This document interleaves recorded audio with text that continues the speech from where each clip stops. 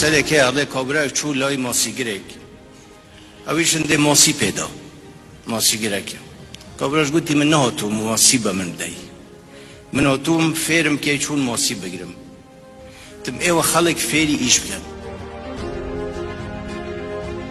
دمای پیروزبایی برنوی خلاتی سال 2024 بو باشترین برهمی عراقی بو برپرسیارتی کمالاتی لەلایەن کۆربەندی بازرگانی نیشتیمانی عێراقی لە کارگەی زۆم بکەم هەروەها بەدەستهێنانی سێ بڕوانامەی ڕێکخراوی نێودەوڵەتی بۆ ستانداردکردن ئایزۆ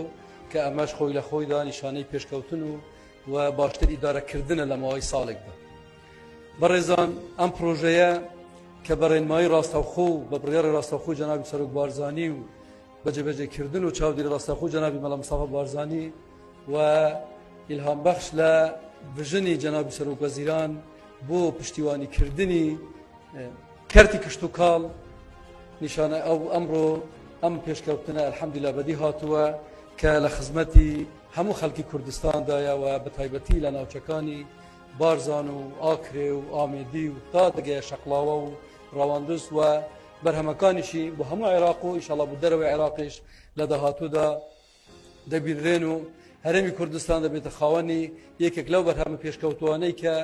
بە 100% ئۆرگانیک دەچێتە بازاڕەکانی دنیا و دەبێتە جێی شانازی هەر هەمومان لە داهاتوودا.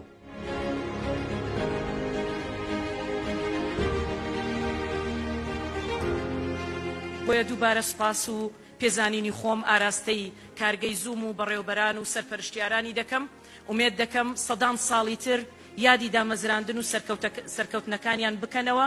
و لە ماوەی ساڵێکدا ئەو هەموو دەستکەوتە نیشانەی کارامەیی بەڕێوەبەرانی ئەم کارگەیە و نیشانەی دڵسۆزی سەرپەرشتیارانی کارگەکەیە کە من دڵنیام لە هەرێمی کوردستان و عێراقدا دەبێتە یەکێک لە ئەو بەرهەمانەی کە لە بازاڕی دەرەوە و لە ناوخۆی عێراقیشدا پێگەیەکی گەورە لە ڕیزبەندی بەروبوومە خۆراکیەکان دەگرێت.